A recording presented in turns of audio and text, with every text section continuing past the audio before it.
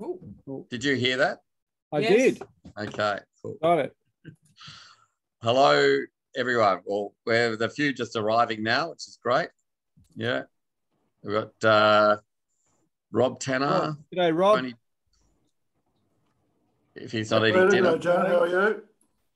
Good, thank you. There's Gary and Fiona there. They're just down the other end of the marina, actually. You don't you? I can't hear Gary, but there's Lynn and Tony. Hello. Hello. I look a mess, but never mind. That's right. It's the witch. We all do. We all do. Yeah. Oh. Drinking too much. Drinking too Oh my much. God! Really, look at Okay, you're not Gary. in Melbourne, are you, Gary? No, Hey, Gary, that's what you're doing Hi, on New Peter. Year's Eve. Hi, Karen. No, it's Janet. Is it Yeah, Janet? hello. It is. Hi. It's Janet. Hi, Janet. Hello. It's very warm here. Yeah. Where? The other end of the marina. Gary, you said that on New Year's Day when you stripped as well. Yeah, I know, but that's. I may have a thing about taking my clothes. I'll wait when the Leave Your Hat on song comes on. I'll go. Oh, here we go. Yeah, here we go again. Yeah. So you're both in the same marina, are you? We are. Yeah. Yep. Wow, well, that's a good story. You can all chat. Where Yeah. did we meet? Where did we meet? I can't remember. No, we met in here when we were here the first time. Oh, that's right. Yeah. True. Yeah, because we had to were on get the past same you to finger get and you up the walked ramp. past. Yeah. So, yeah. I was going to ask you to do the next presentation, Gary, but you're doing the same things. Yeah. We're actually just packing the boat up we have to come home in 8-9 days, and we're leaving the boat here. So yeah. So I heard it's a good marina. It's very good. it Very is. nice. It is. Yeah. So it's. We'll just hang. We just usually hang around for a few minutes here just before we get started, and just let people. Yeah. This marina is so good. I was making for dinner. We had some packaged up potato gnocchi, and I needed to make a pumpkin sauce that needed fresh sage. And I was able to go up, and the herb garden up in the barbecue area here has got every herb you could want. So I was able to pick fresh sage. Well, yeah. No, I think I heard some people talking about that the other day, and they're very. There's a guy that looks after the herb garden. Wow. Yeah. We're going to donate. We're going to donate our herbs when we leave because we can't. You will. Yeah, you'll. But the thing is, Hobos has got a good herb garden too. Yeah. I was going to say, I reckon we might have some sage in our garden. Yeah. The only trouble there is that you get a bit of spray off the boats getting worked on. Oh, a bit of anti-foul. Very good. So look, we've got a few, and we always just sort of people just come in and go whenever they want. It gets recorded, so we put it on the E-News. I've had a few apologies, like I think from Stephen Cheney. I've had apologies from Rod Fuller. So if it's okay, we'll get started. Yeah. I want to welcome to our lockdown chat on September the 24th, grand final eve. I'd like to introduce Peter Nearhos and Janet Lane on their boat Deja Vu, what is it again? It's a Cavalier 37. Cavalier 37. I was about to say Catalina 37, but a Cavalier 37. And there's more people joining now. They've been, how long have you been traveling for now, you two? Well, 5 months. 5 months. And you can do 5 months in 30 minutes. Well, give it a go. Give it a go. Okay, which is awesome. So living at some stage. So I don't know if I'm allowed to give away where the hell is Deja Vu at the moment. Oh, well, we'll answer that. Okay, I'll let it go. I'm going to introduce Peter and Janet now, and over to you two. Okay. All right. So we'll get our slide up and play. Oh, hang on. I've got a head. Where is it? share screen. Oh, there it is. And there it is. And there. Okay, can everybody see that? Yep. Yeah. Yes. Okay. Well, where the hell is Deja Vu? Well, for those of you who are not familiar with her, Deja Vu is a Cavalier 37. She was built in Port Hacking in New South Wales and launched in 1990. So she's getting on a bit now. We're in the middle of our second trip north since we bought the boat about 4 years ago. We're currently at Breakwater Marina in Townsville, which is a really good marina. Why is that not going on? Hang on. Technical issue. For some reason, it's not. Oh, there we go. Oh, well. Okay. It worked. So we're currently at Breakwater Marina in Townsville, and the sun's actually gone down now.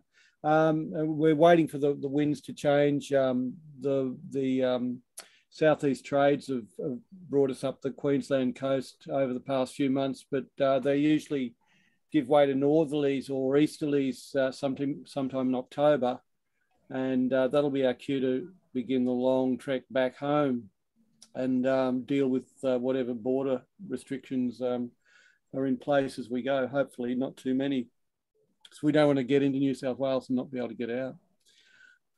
People ask us what we've been doing to fill our time in over the last 5 months we spent on boards, apart from preparing presentations for Hobos.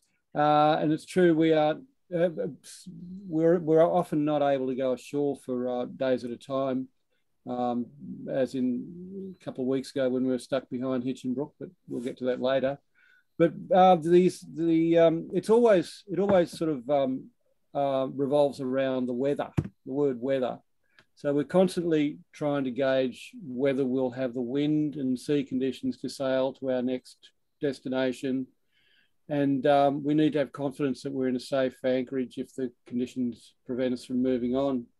So we use a range of weather maps, weather apps when we're planning. The go-to one generally is Meta, which you can see they're playing on the screen. But also we use Windy. A lot of people like that one up in the corner Predict Wind. We use a bit of Willy Weather. And there's this new app here called, we've just discovered recently, called Savvy Navi, which has been very useful in passage planning. It sort of, you put in your start point, your end point.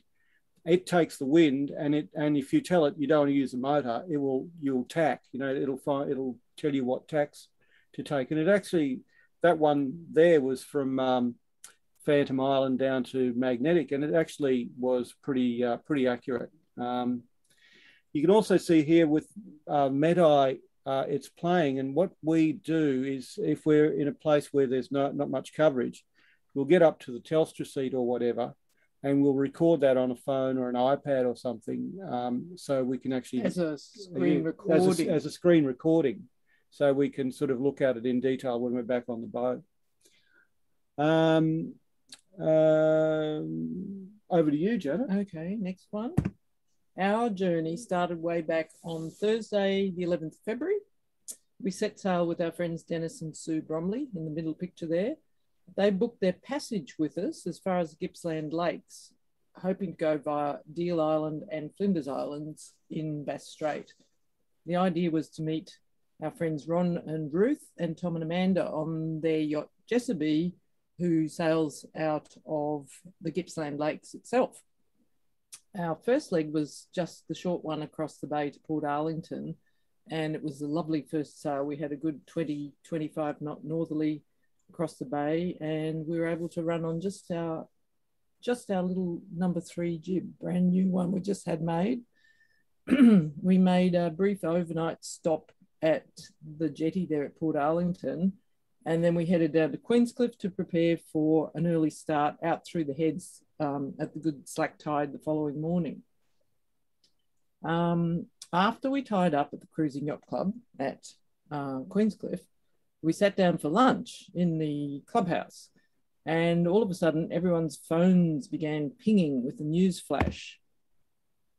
We were just told we were now in a 5-day lockdown from midnight that night with 5K radius limit on our movements. So as you can see from that lovely snap we took, we wouldn't quite make it out the heads. So basically we and 2 other boats were also on the jetty. It's a very long jetty, so you can't see them in that picture down there. And we spent 5 days at Swan Island. They were actually very pleasant and relaxing. We had time to finish polishing the stainless rails that we hadn't got around to doing before leaving Hobos. We had some lavish breakfasts, and we were able to indulge in any number of afternoon naps. You can see Dennis there enjoying a nap with the ship's teddy bear. The downside of all of this was that we missed our weather window to sail to Flinders Island, and therefore our chance to meet up with our friends off Jessamy, because they had set off from the lakes. They weren't in lockdown, I believe. Right. Instead, once the lockdown lifted, we sailed around the prom into Refuge Cove, and that's where we waited for a few days till we had enough good conditions ahead to get to Deal Island. We've been wanting to visit Deal Island both times we sailed to Tassie and back, but each time the wind and seas predicted weren't in our favour. It's a fairly exposed place, and sometimes you can get trapped by the weather if you don't have several days clear ahead of you. So the sail there was a nice reach in the end, in 15 to 20 knots, and we anchored in Garden Cove, which is on the north coast of the island. Both Refuge Cove and Deal Island have minimal phone reception, so it's a great opportunity, as you can see on that picture bottom right, to get ashore, climb to the high vantage point and pick up essential weather forecasts. Everyone's concentrating very hard there. Just as well, because a strong wind warning from the northwest had now been issued for the area for the following day. So after 2 nights at Garden Cove, which I think is that bottom picture. Yes, anyway. We relocated to get away from the wind around to West Cove, which is on the neighbouring Erith Island. That's actually West Cove there. That's West Cove, okay. Yeah. Don't think we've got a picture of Garden Cove. Garden Cove. It was still reasonably blowy around there, though a lot better than Garden Cove. And we were a bit alarmed as we watched another yacht that was anchored nearby dragged anchor and went quite fast towards some rocks before they recovered themselves and re-anchored.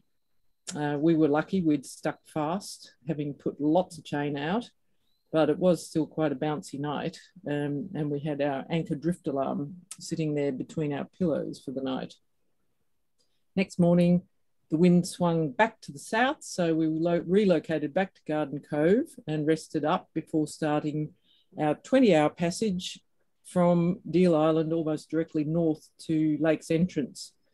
We set off at midnight so that we would make the high water slack coming through the entrance at the lakes. And we were very lucky. Don't have a picture of it right here, but it was a spectacular sail with a full moon the whole way across. Once we got the boat to the Gippsland Lakes, we put her on a mooring and we farewelled Dennis and Sue. They were great company through Bass Strait, and thanks Dennis and Sue. And then we came back to Melbourne, leaving the boat behind at the moment to pack up our normal life, our house, before leaving it for the rest of the year. Over to you, Peter. Right, now, sorry, I changed that slide a bit earlier. So 2 months after leaving Williamstown, we returned. So yeah, it was where we spent. We left the boat at Gippsland Lakes for that time. We returned to Deja Vu, who we left on a mooring at the Gippsland Lakes.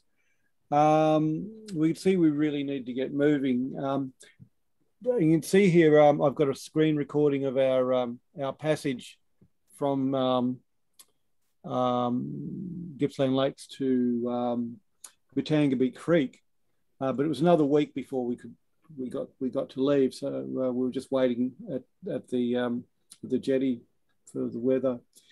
We left high at Slackwater. We left at high Slackwater at the entrance. The passage took a little over 24 hours. And by the way, the picture in the main picture on this screen has got Deja Vu down the bottom right, which is taken. Deja Vu. So they've got these fabulous webcams, two of them, one on the back hill, one on the near the entrance. So yeah, you can keep a good close eye on what's happening in the passage. Right. So we was pretty light winds from the northwest, but we had to motor sail for over half the way, average speed of 5.1 knots. So we arrived at Batangabie Creek, and we were rested up for the night, and then the next morning, as we were getting ready to go for a walk in the beautiful bush around there, we saw this other boat coming in, and it was a pretty unmistakable outline of a Cavalier 37. And they came in and dropped anchor, and we thought, oh, well, we'll go for a walk, might drop in. They didn't sort of, they seemed to just go straight down and go to sleep. So we went for a walk and came back, and as we were coming back to the boat, to our boat, dinging back, we saw somebody on deck, so we went over, and it was actually a boat that was just bought in Brisbane and was on delivery to Tassie. So they just stopped in for a couple of hours kip and got on their way.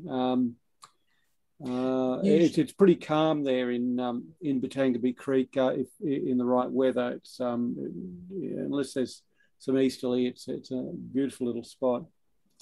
Next morning we in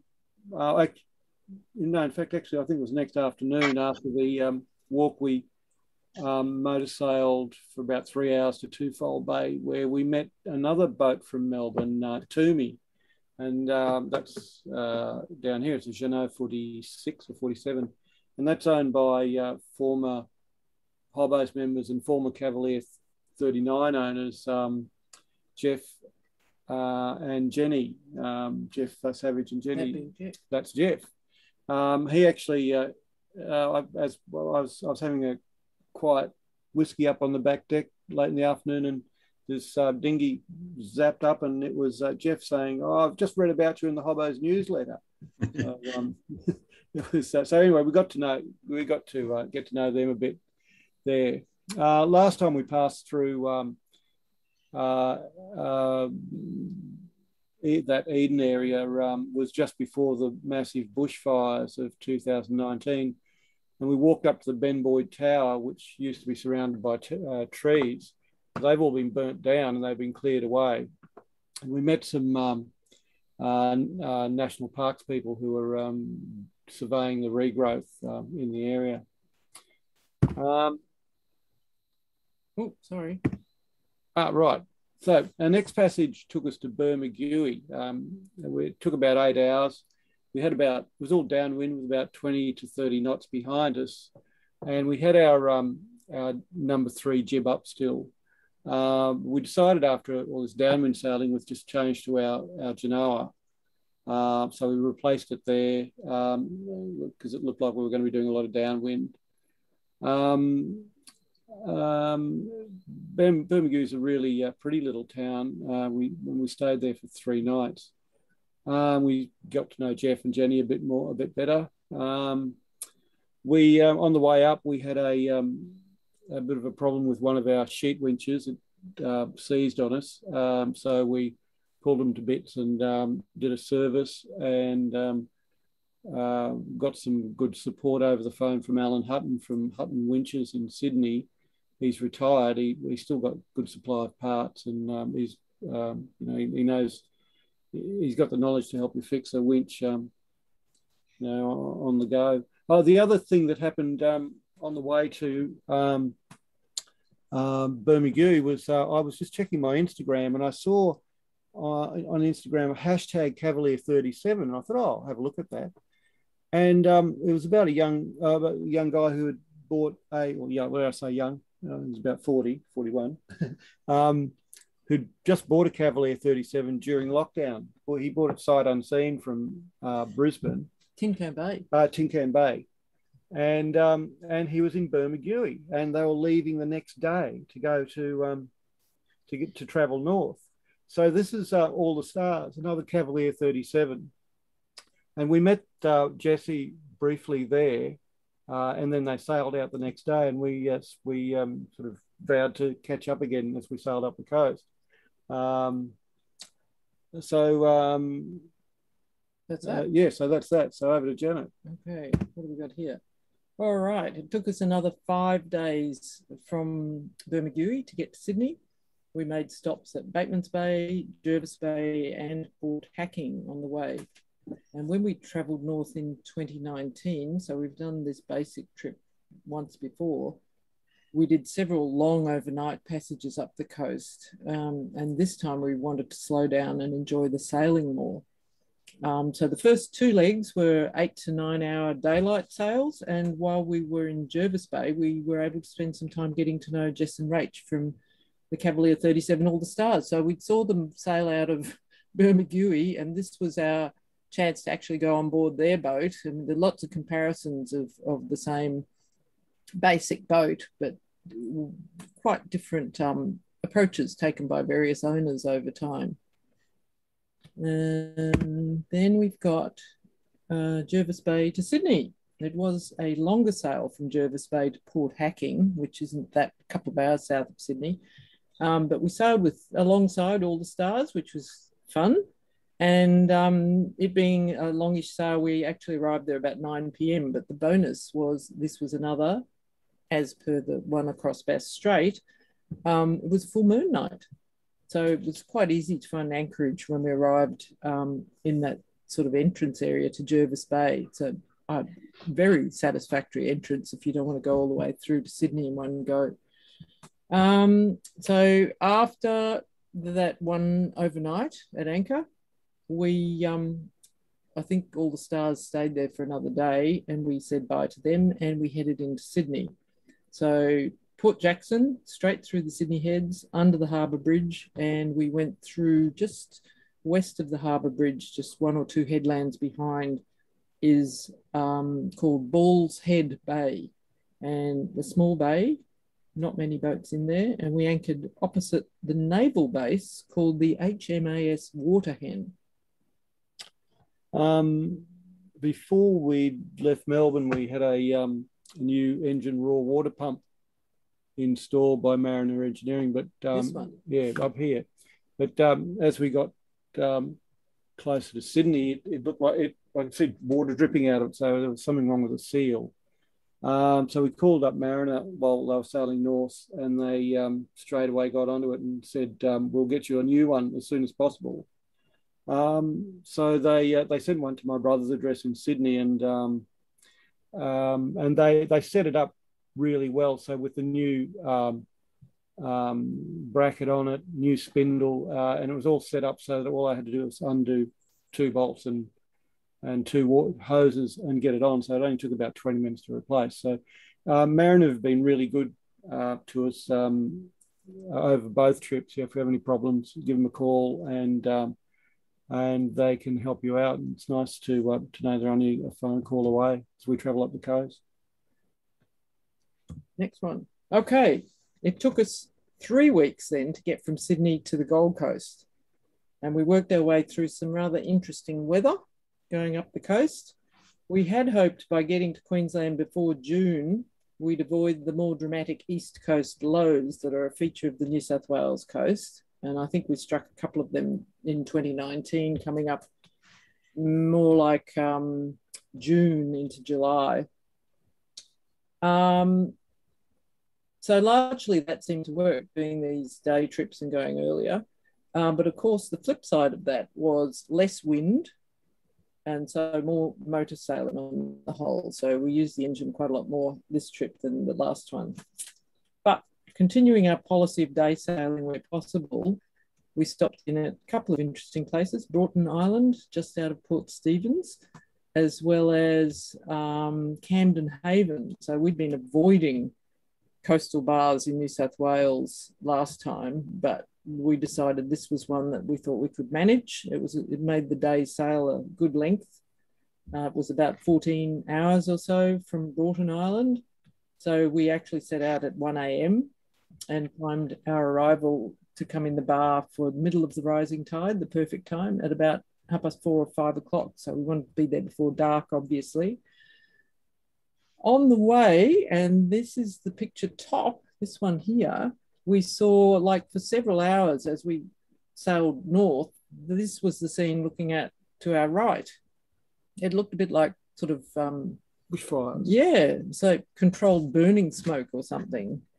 But we consulted a few weather experts, and Peter had a fairly good idea what it was anyway. And we all decided that we were actually seeing water vapor clouds above the East Australia current, which is, as you would know, a warm current flowing south off the coast. So it would make sense. The days were reasonably cool. So you had cold air and warm water, and that's what you could see off to sea. Anyway, that was interesting during the day, but as the afternoon wore on, we were confronted by some rather different clouds, as in the background picture there. There was a dramatic thunderstorm that started chasing us as we got closer to Camden Haven, and we kept trying to get a shot of one of the lightning strikes because there were lots, but we missed it. But that storm head you see there was very threatening. So our plan for the perfect arrival time through the bar went out the window, and we ended up motor sailing as fast as we could to keep ahead of the lightning strikes that were chasing us. We did end up making it safely through the bar, but we're an hour and a half ahead of schedule. Luckily, the depth was still okay just through the entrance. And of course, the storm vanished as soon as we were safely in the river, and we headed upstream to our anchorage for a couple of nights at the town of Laurieton. Okay, now Coffs Harbour, last stop on the New South Wales coast, Coffs Harbour. And we spent a week there, partly waiting for weather, but also because Peter had to go to a funeral back in his hometown in Queensland. So he actually drove up and back. So I was by myself in the marina for a few days. And while we were in Coffs Harbour, by complete coincidence, our friend Bob Williams, pictured here, sailing his 41-foot Allen Payne sloop called Sylph 6, as in VI, and he was arriving into Australian waters after a 12-day sail direct from New Zealand. He'd chosen this as his quarantine entry point.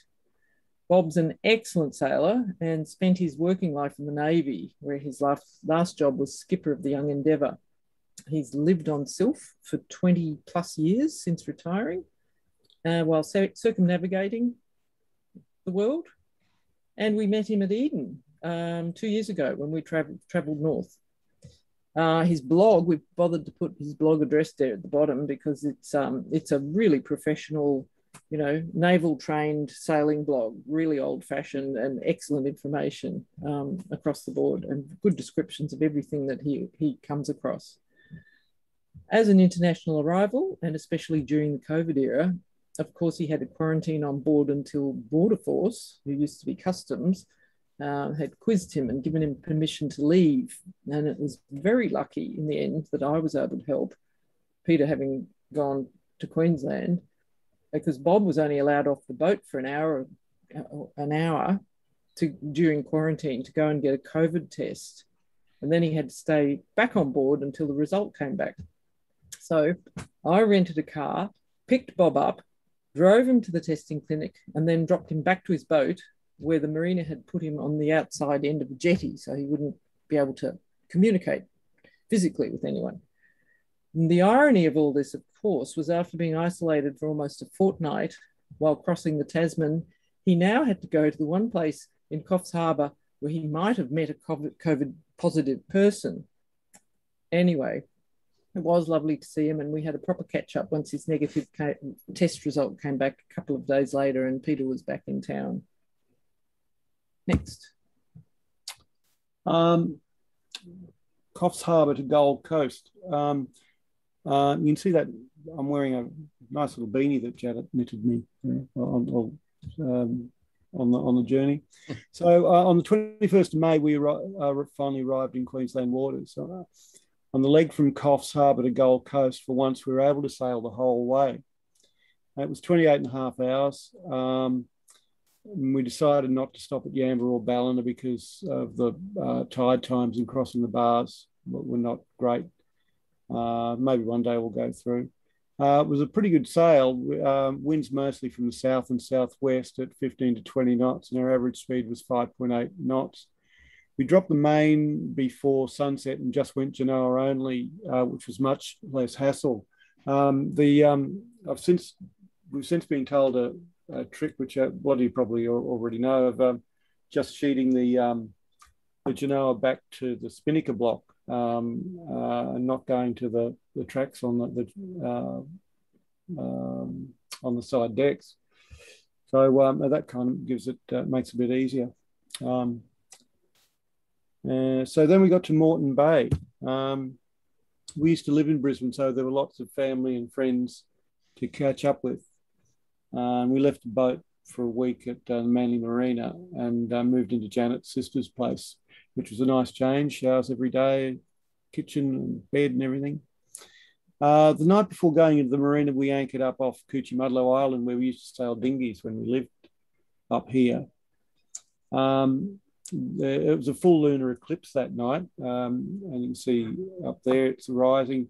And we caught up with an old friend who we hadn't seen for quite a while, a year or so, who since, in fact, we last saw him when we were last up north, when he had just bought his new Seawind Cat. And so we rafted up and had a few drinks and watched the lunar eclipse. While we're in Brisbane, we got our first AstraZeneca shots and figured we'd find somewhere for our second jabs, somewhere further north. When we left Brisbane, we sailed to Tangalooma off Moreton Island, where we joined up with Jess and Rach on All the Stars, which is there in the background photograph. The sail north from there took us through the Moreton Bay's pretty busy shipping channel, so we were dodging a few monsters as we went. Once out of Moreton Bay, we were back in the clear ocean, and we stopped in at Mooloolaba for a couple of nights, and then Double Island Point on our way to Harvey Bay. So we got to Double Island Point and anchored just outside the lagoon. The final leg there going there was a bit of a trial. The wind had swung more into our face, and the sea was getting big. And we tried tacking as we passed Noosa, but gave up. And in the end, we motored the last much of the second half of the 14-hour passage. We anchored in the dark in a big swell near a bunch of other boats who were in the lagoon, who had the same idea as us to cross the Wide Bay Bar. We were going to go the following morning, but after talking to another boat on the radio, we decided to wait an extra day, which was good because we got to go ashore at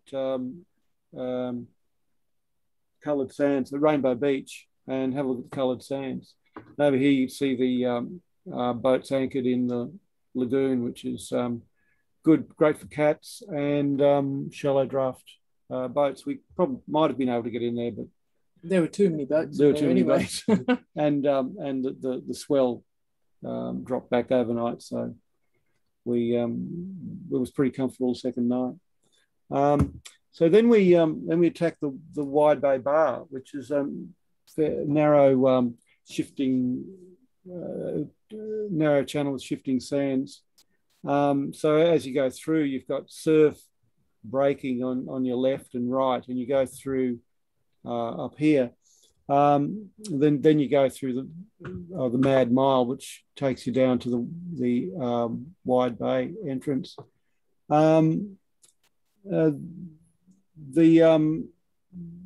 The the word is you shouldn't try going through anything over about 1.5 metre seas. The Tin Can Bay Coast Guard have got an excellent service for mariners, and they kept pretty busy, and more so this year with all the southern boats coming north. They update the recommended route fairly regularly, and if you call them up, they'll text you, as they did us, the coordinates for these 4 waypoints, which we put into our navionics, and they send you a map. And the idea is to call them when you get to each point, so they know where you are and you're safe and you've got there. And the one bit of advice they gave us was, at this point B here, don't cut the corner. So we were very careful to go around that point. The boat in front of us did cut the corner, and it copped a wave over the stern, which was pretty amazing. I got the camera out, but it didn't happen a second time, unfortunately. You can see over here, that's our grab of our chart plotter screen. So you can see the line of boats all heading from Double Island Point, which is down here, all heading up to the bar crossing, and the first one's just about to go through. And you see you've got another boat heading up that's come up from Mooloolaba overnight to do it. It's best. It's quite an amazing experience actually once you get into the Mad Mile and you're looking out, and you've got waves breaking, and you're inside these waves. Breakers.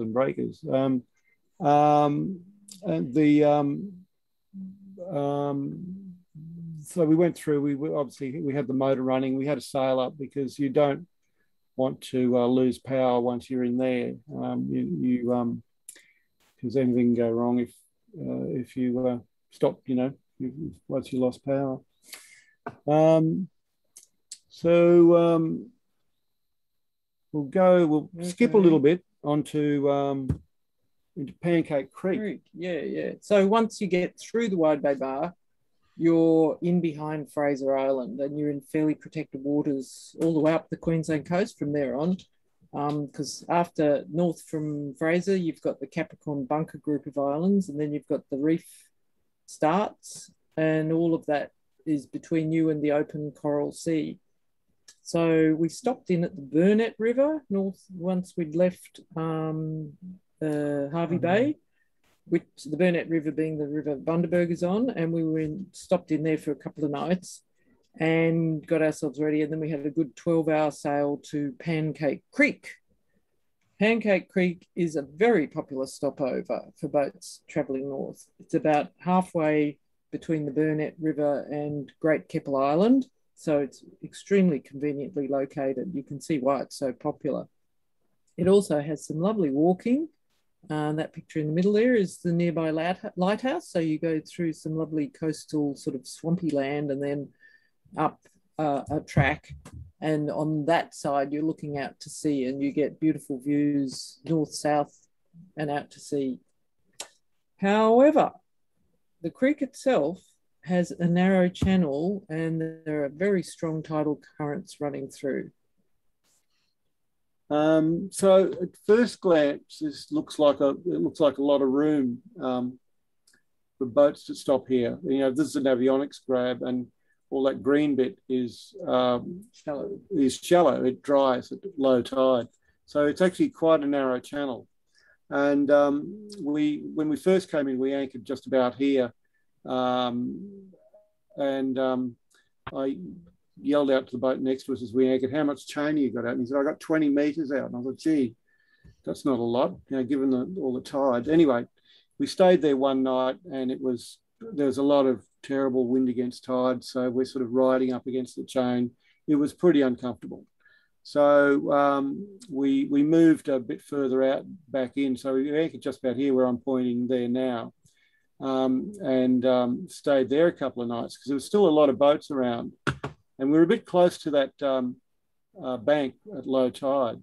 And you can see that was our anchor there. This is our a screen, like a photograph of our GPS anchor drift alarm. So you can see that was our track. So like the tide is just pushing us backwards and forwards, and there's wind against tide. So south, southeasterly is blowing. So when some boats shifted, we moved out. It was only like about 40 metres away, or 50 metres. We anchored a bit further out, and the tide wasn't as strong. So you can see there now we're just being affected mostly by the wind, and we're just sort of swinging in that arc. This is a great. I just use a little Garmin GPS, and put a proximity alarm around our anchor, and that is pretty good. You know, it's reassuring to know that that's happening. So we tend to overdo the amount of chain we put out. The old thing is better off being on the bottom than in your locker. Our Cavalier 37 Buddy All the Stars was also anchored in Pancake Creek. They were down around about here somewhere. About 11 o'clock at night, they'd just gone to bed, and they were woken by a crash, and this 36-ton motor cruiser with only 20 metres of chain out dragged downstream and crashed into them. So they, the motor cruiser's anchor got caught around their chain, and they ended up the whole night hanging off All the Stars Sarka anchor. So there you go. There's a bit of a plug for Sarka anchors. It's had 42 tons of boat in about 4 or 5 knots of current hanging off it. Next morning, the motor cruiser left the creek. They'd exchanged names and insurance details and whatever, and they were actually very. Jess and Rach said they were very pleasant people to deal with, and promised to put more chain out in the future. Damage to the Cavalier included bent stainless supports, broken radar dome, which was brand new, in fact, and some anti-foul scraped off the boat's by the boat's chain, a few marks on the hull. So All the Stars diverted to Gladstone for slipping to check for below waterline damage and make the necessary repairs. There's another sheltered anchorage we've used near Pancake Creek. It's just a little bit further on, called Rodd's Harbour. It's a bit closer to Gladstone, but it's not very many people use it. It's a bit difficult to get ashore, but it's quite beautiful, quite peaceful. I guess people don't use it because it adds a few hours to the journey up the coast. But I think, given what happened in Pancake, I think we'll just stick to Rodd's Harbour from now on. Over to you, Janet. Okay. The cruising highway. The closer you get to the Whitsundays, the more aware you are of just how many other sailors have chosen to cruise Queensland waters this year. That screen grab on the right is from marine traffic, and it shows the density of traffic off the coast in that area. So the port in the centre, that's Mackay, and the extra pink mess up near the top is the Whitsundays. The other images, as in that one and the background image, are both taken off Middle Percy Island, which is on the marine traffic screen, is near the bottom of the screen. It's actually about halfway between the Keppel Isles and the Whitsundays, and it's favoured by boats who are wanting to take the most direct route to either north or south. So they're mostly people travelling interstate or from Brisbane, want to get to the Whitsundays. They stop at Middle Percy Island. The west beach of Middle Percy Island has a famous A-frame hut where yachties over decades have visited and left mementos from their boats. It's a fascinating place, but the bay itself was very crowded when we were there, so we had to anchor quite a way off the beach. You can't see that from that picture, but yeah, there are a lot more boats between us and that beach. Talking with older people, we've realised there's a lot of what you could describe as COVID refugees, as in sailors from southern states who are sort of just wandering Queensland coastal waters. We've also been struck by how many new catamarans are out there, and a fair proportion of those belong to first-time sailors as well as cruisers. Well, retirees travelling in motorhomes get called grey nomads, but a lot of us on the water could probably be called Ancient Mariners. We pulled into Mackay after visiting Middle Percy. The main reason for this was to get our son off. Oh, okay. So as I said, Peter and Janet, has everyone else lost Peter and Janet at the moment, or is it just me? Yeah, we have as well. Okay, being on a boat, maybe their satellite dish is not going so well. No, Peter and Janet, if you can hear us, your internet has not strong enough at the moment. We've still got the screen, but haven't got you talking. Generally speaking, it's pretty good from Townsville Marina. Oh, you can hear it, can you? We can't hear it, no, but we've been at Townsville Marina. His arrival. Are you there? Okay, thanks. You in Townsville Marina, that's excellent. You've got some more neighbours. Peter, can you hear us?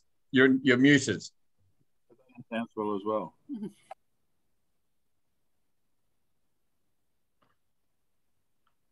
It was just going so well.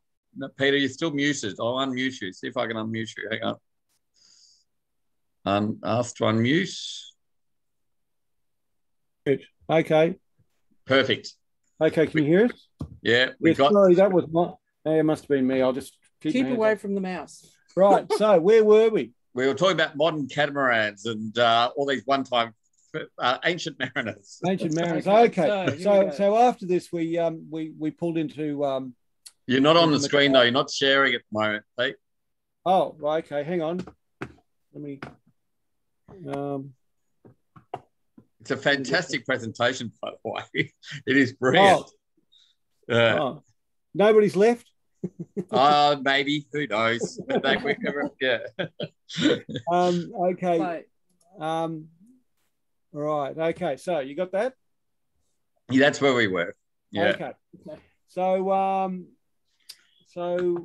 we pulled in at Mackay. Yeah. So we pulled in at Mackay after visiting Middle Percy. The main reason for this was that our son Oscar, who lives in Canberra, was coming up to join us for a couple of weeks up as far as the Whitsundays. But this was mid-July during the early stages of the COVID lockdown in New South Wales. The ACT was lumped in as regional, you know the drum. So we were worried he was going to get locked in. And the other thing was there's the phone and internet signal just along that bit of coast is really bad. So we were really relying on ABC radio for news because we usually get it on the phone, but we go tuning into the old-fashioned ABC radio, which was good. Because there was no phone signal, also Deja Vu wasn't coming up on marine traffic where Oscar was tracking us as a named boat. But you can, with marine traffic, you can pay the $1.49 fee to track by satellite for 24 hours. So Oscar did that, and as soon as he saw us leaving Middle Percy, he knew we would be heading for Mackay, so he rebooked his flight for that day. So when we came into phone range, we planned to call him and let him and suggest just that to him, but he'd already done it, and so we were pretty excited to discover that he'd rebooked and we'd be seeing each other that evening. So in fact, in the late afternoon as we were sailing, we were motored the last little bit into Mackay because we ran out of wind. His Qantas plane banked around directly over us and made his approach to land. And I think we beat him to the marina as well. So with Oscar on board, we sailed to the Cumberland Islands. The first stop was a nice reach out to Scorfell Island, where there's some nice reef. It's a beautiful gorge with butterflies, blue tiger butterflies in it. Gorgeous place. And a couple of these mooring buoys. Last time we were there was only about 2 or 3 boats in there, and we were able to get a mooring which we got stuck on, but that's a whole other story from the last trip. This trip we anchored the first night in the East Cove, but there's really bad bullets in there. You get a lot of wind coming over the hills. So the East Cove is much calmer. So the next morning we saw boats leave the East Cove, and this buoy became free. So we came over and grabbed it. But the trick with these guys is because if the wind drops out during the night, they start banging against your hull. So the idea is to wrap a rope around them and try and sort of get them as close to your bowsprit as possible so they don't whack against the hull all night. We went from there to Brampton Island. Then we caught up with Jeff and Jenny off Toomey as well there. In fact, we caught them in Mackay and then at Brampton. And then Thomas Island, which is probably one of the most beautiful islands we've come across. It's oh,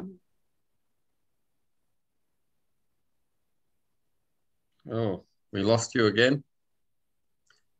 It's getting okay. Thomas Island. Anyone been to Thomas Island? Who wants to take over? I've lost the picture of Peter as well. If you all don't mind just hanging on, I know we're near the end. I have always wanted to go to Middle Percy Island, always wanted to go there. Cumberland Islands I don't know anything about. Thomas Island I know nothing about.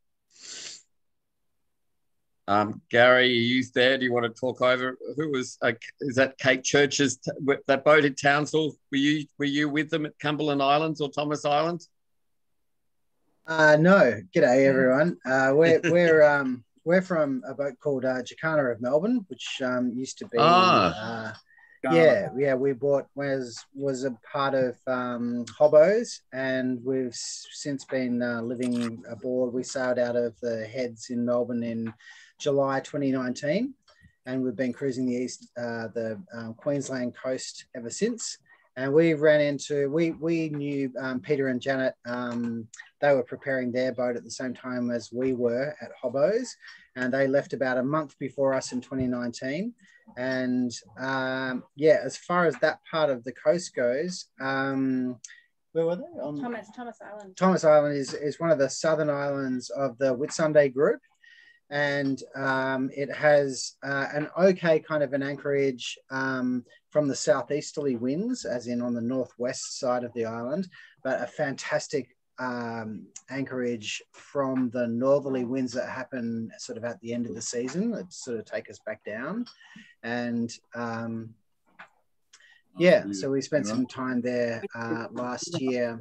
But as far as our time with the guys from Deja Vu, we hooked up with them again at Magnetic Island this year, and we sailed north to Phantom Island, which is just north of Great Palm and the Palm Island group, and up to Hinchinbrook Island.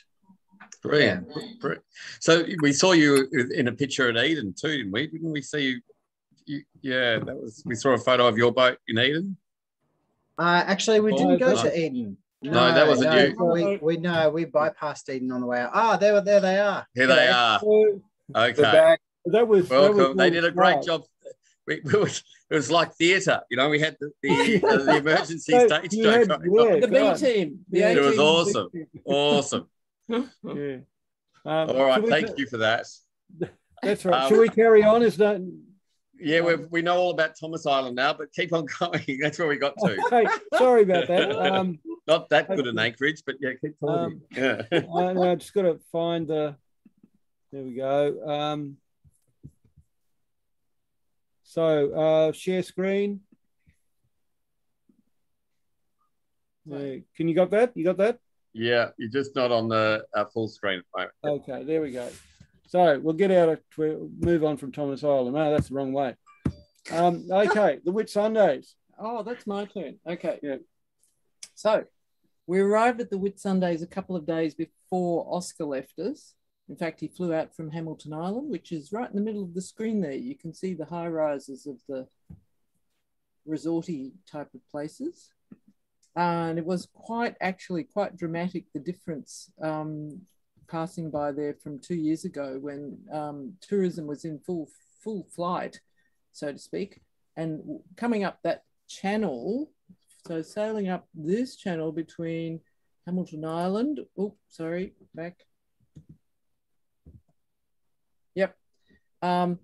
we were seeing jets land at the airstrip right there every 20 minutes. But on this occasion, I think we might have seen 1 or 2 each day. So Oscar was booked on one of them, but in the time before he left, we had a chance to climb the Whitsunday Peak. So that's what that picture is showing. And from there, you can see the whole island group laid out in all its glory. You can see why it's so famous worldwide. After we said goodbye to Oscar, we spent a couple of days snorkeling amongst the not very spectacular, I'd say, coral. And then we made our way into Airlie Beach. That's where we met up with our friends from Sydney, Kim and John. Don't think there's a picture of Kim there, but that's John at the helm. Well, there's Kim doing the main sheet. And they're from Sydney, and their lovely big Beneteaus called Holy Cow. As you probably know, Hamilton Island Race Week was cancelled this year because of COVID. And Holy Cow had travelled all the way here to race. But luckily, the Airlie Beach Race Week was still going ahead, I think because it probably involves a lot of local boats. It doesn't rely on the Southerners so much. So Kim and John's problem was that their crew was stuck in Sydney. So they were asking anyone and everyone to crew for them, including us, surprisingly. We agreed to go on the next Wednesday twilight race, a social race, but didn't want to stay in Airlie Beach another week or two for the race series. And we've never raced on a big boat before, but we had an absolute ball.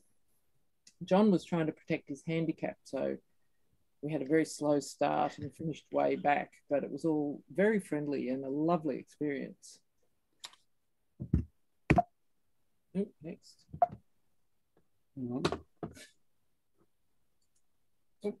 So, the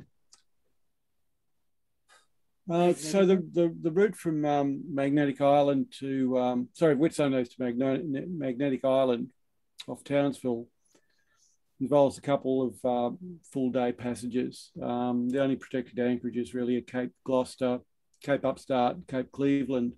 There's Cape Bowling Green, but I wouldn't recommend that.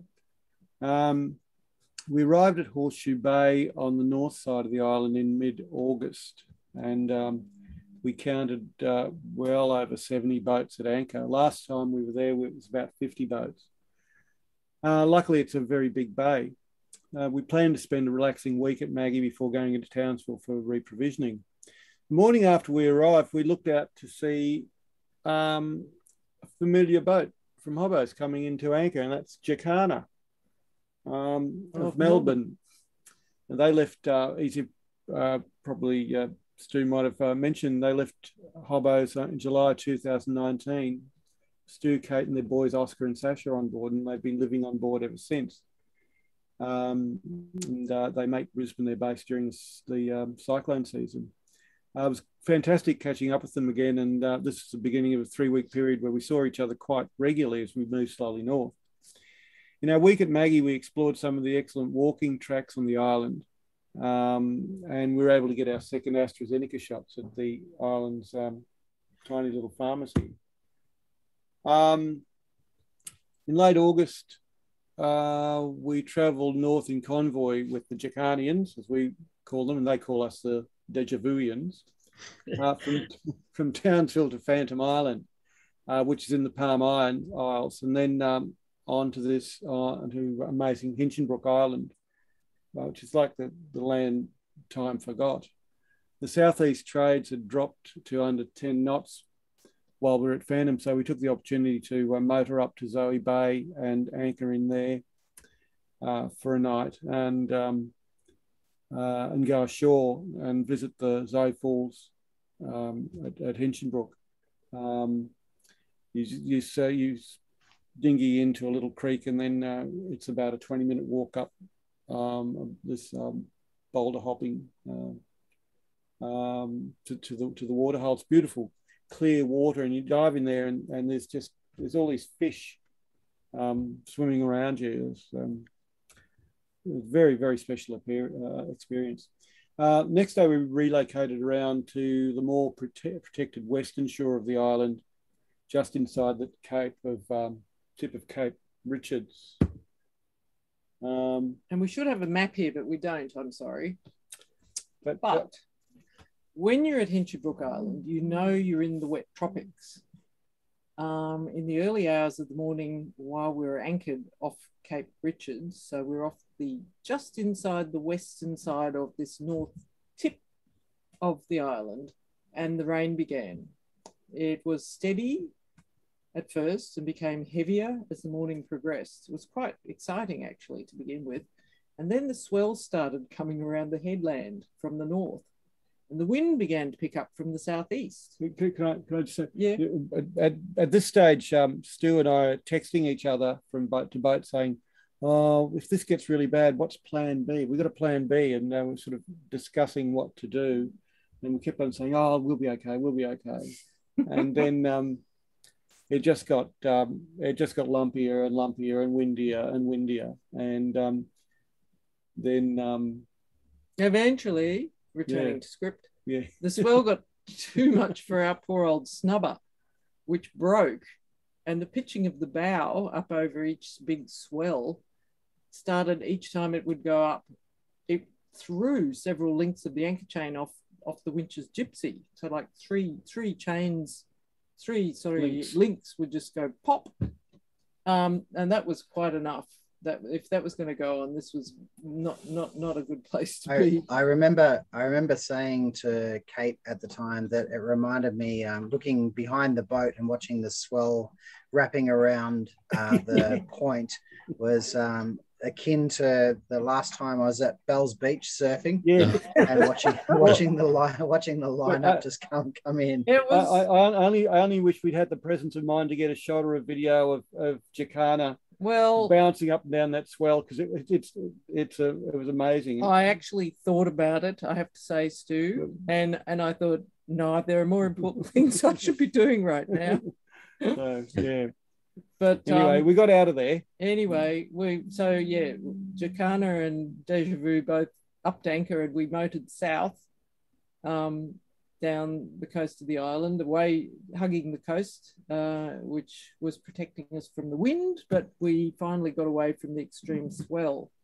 And even though we were seeing gusts of up to 40 knots on the way, we saw, to our relief, the swell grew less as we went south. And by the time we came adjacent to what's called Kirkville Hills, if one wants to look it up on a map, it's the next west-facing sort of headland, south of the tip of the island, but not exposed to the east at all. And we felt it was safe to anchor. And it was. Now, the top of Hinchinbrook was as far north as we went 2 years ago, and many people have recommended that we go that little bit further to Dunk Island before turning south again. The Jacanians were also going that way, so off we all went on our last sail with following southeasterly breeze. In fact, the wind was directly from behind, so with a bit of swell making it difficult for us anyway to gull wing, we chose to tack downwind. It gave us some good speed, and we took 4 hours to get into Bramo Bay, which is with the pointer. Where's the pointer? Yeah. That's Bramo Bay there. Bramo Bay is off where the resort was. In fact, on that picture there, you can see back. You can see the airport runway on the island and the resort along the beach there. Mm. But basically, it's in ruins thanks to past cyclones and financial collapse, I suppose. But luckily, most of the islands are national parks, so the track that almost circumnavigates it, which is what that blue line around the island is showing. That was our GPS yeah, Peter had the portable GPS in his backpack, so that actually showed where we walked. That took us 4 hours.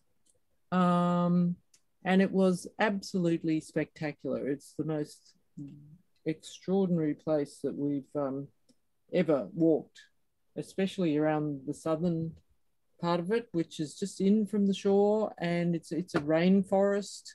You're very close to the shore, but it's so thick you can't see it. There are fast-flowing creeks through it, the most extraordinary plant life, etc. And amazingly, at the end, just near the jetty, just before you get on your boat, there are hot showers. So you do this big long walk and there's a hot shower at the end for you. They've also got a campground there. I guess that's why. Yep. So when we left Dunk Island, we also said goodbye to Stu and Kate and the boys, and we thought we probably wouldn't be seeing them again, but we just spoke today and we might see them in a couple of weeks because, as they head south. And they continued north, going to, where'd you stop? Cairns. We're at Green Island. We're in Cairns for a couple of weeks, and we're just in Green Island for the night now, and then heading south along the outer reef from tomorrow onwards. Yeah. So the following week, more strong winds were forecast. So we tacked down to Hinchinbrook Channel and head up one of the creeks. It's Gayunda Creek. So it's just, you look at this area and it just says crocodiles everywhere.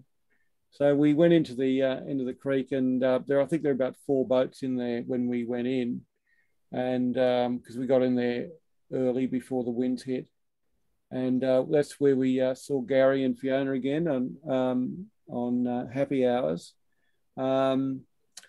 And also another boat we knew of in there as well. While we were waiting for the weather to build, about another dozen boats squeezed in there. So there are about 13 or 14 boats in there to wait out the 4 nights of strong winds outside. But there was sort of, I mean, there was wind in there, but it wouldn't have got over 15 knots. Yet on the other side of the island, it was blowing, 20 to 25 knots. Yes. We caught up a bit with Gary and Fiona there, and also the people on Sherbro. But we were very careful not to go out after dark because we had a crocodile curfew in place. So from there, we went to Phantom Island. And Phantom Island, we visited that with Stu and Kate from Jacana on the way up. And we had an interest in Phantom Island because some marine biologist friends in Townsville reckon this was some of the best coral to be seen just off the northeastern beach. Last time we were here, conditions weren't good for snorkeling. It was pretty cloudy and blowy. But now the forecast looked like we might have a couple of really good days coming up. So our friends Jess and Rach were coming up from Townsville, so we told them about it and we agreed to meet at Phantom and spend a couple of days there snorkeling. So as you can see, our friends in Townsville knew what they were talking about. The coral there was absolutely magnificent. The fish was spectacular. Jessie speared a couple of coral trout for dinner. And amazingly, the coral is all regrowth since Cyclone Yasi, which is only a decade ago, 10 or 11 years ago. So Phantom Island goes down as our other most special place alongside the Rainforest Walk on Dunk. Also, just a little bit of a plug for all the stars. They do a little sailing video on YouTube. So if you want to catch up with them, they're ATS Sailing Adventures. They're on YouTube. fun little videos. And that's pretty much it. Yep. So play the. Yeah. So here we are back in the Townsville Marina, and we wanted to thank Hobos for the chance to catch up with everyone after all this time. We really don't know when we'll be back, but if the New South Wales Vic border opens by December, we should at least be able to get the boat back to the Gippsland Lakes anyway before Christmas.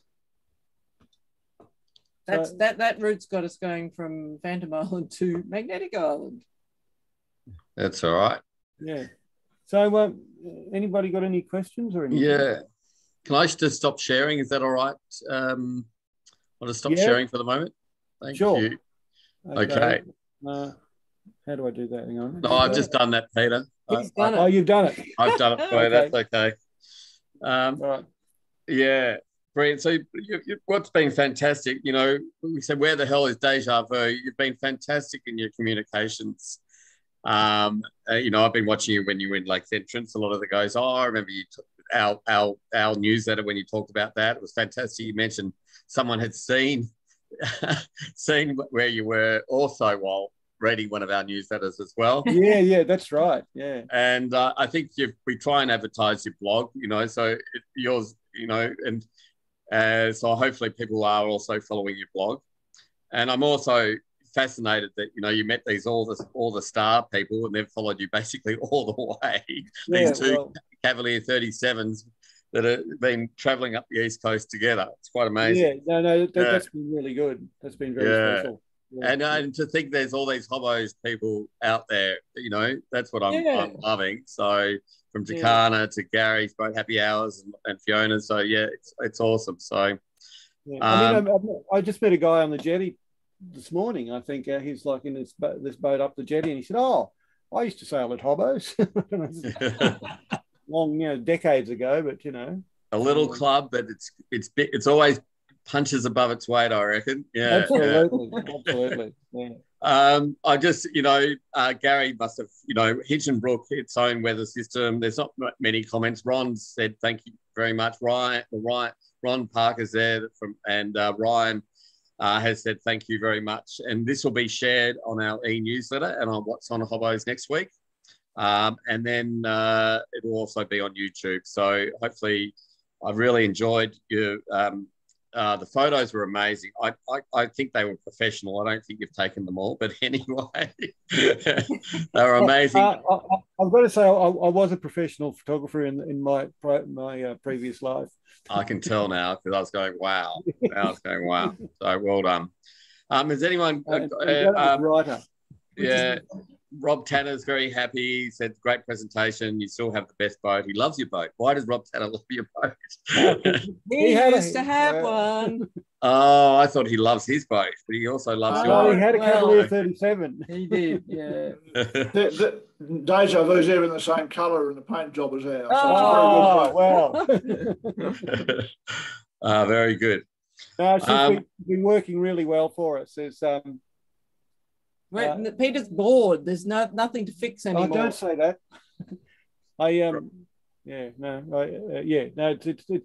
She's been going really well. Yeah, really. And everyone's. We've all got to go, but what you're just going to head south now, is that right? And follow the same route. Yeah.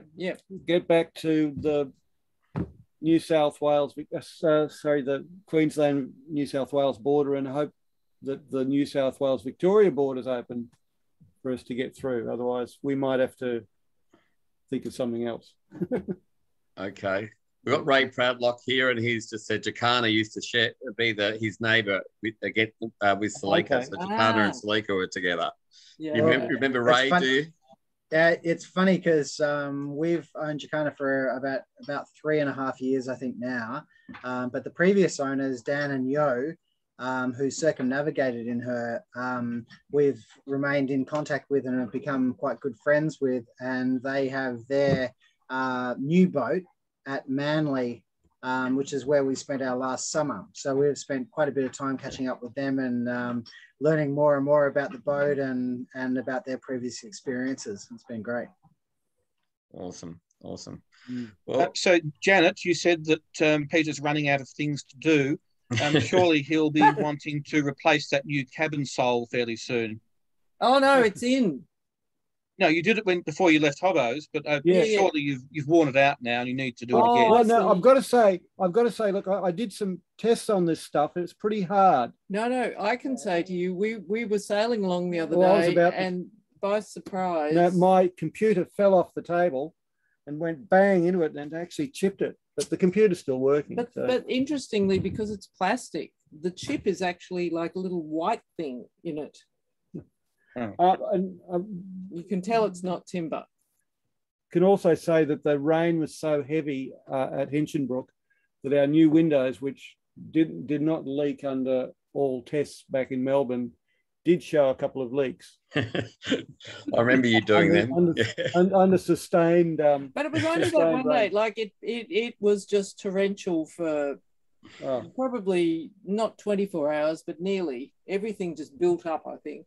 But I think Gary mentioned I did a 4-day walk of Hinchinbrook in 4 days of rain. So. I think that's common. Yeah. Well, I think Stu and Kate, the day before when you went ashore for a walk, you had 4 changes of clothes that day because of rain, didn't you?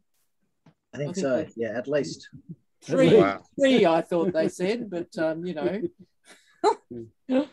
right, everyone. So I'll wrap it up. Okay. All right. Thank you, everyone. Peter and Janet, I'll start downloading it and you'll see it soon. But I appreciate your time and effort. And everyone's been thanking you. Ray's clapping there, so it's awesome. So all the best, everyone. And thanks, Peter. Thanks, Janet. Okay, Thank you. Bye.